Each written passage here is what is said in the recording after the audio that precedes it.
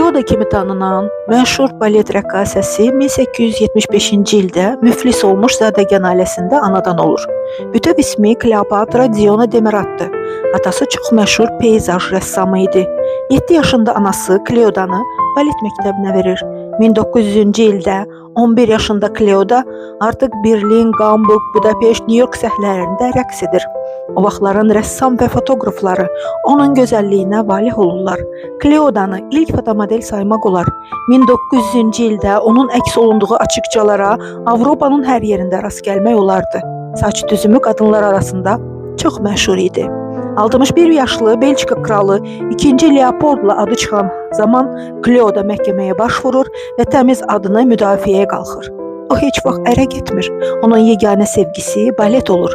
1966-cı ildə 91 yaşında gözəl qadın və istedadlı rəqqasə vəfat edir.